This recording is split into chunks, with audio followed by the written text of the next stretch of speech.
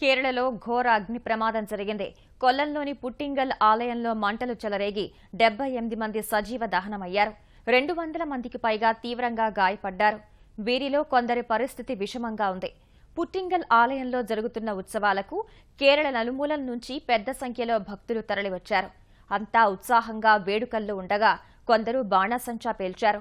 ఈ సమయంలోనే నిప్పురవ్వలు ఎగసిపడి ఒకచోట చిన్నగా రేగిన మంటలు ఒక్కసారిగా ఆలయం చుట్టుపక్కలకు వ్యాపించాయి.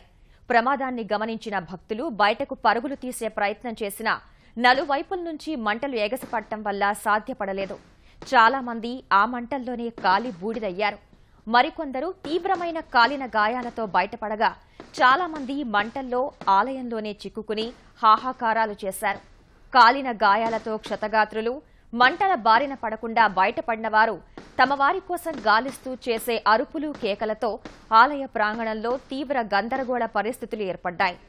ప్రమాద సమాచారంతో వెంటనే ఘటనా స్థలికి చేరుకున్న అగ్నిమాపక దళాలు అగ్నిమాపక యంత్రాల సాయంతో మంటలను ఆర్పేందుకు యుద్ధ ప్రాతిపదికన చర్యలు చేపట్టినప్పటికీ ఎంతో మంది ప్రాణాలు మంటల్లో కలిసిపోయాయి. గంటల పాటు శ్రమించాక మంటలు అదుపులోకొచ్చినట్లు అధికారులు ప్రకటించారు.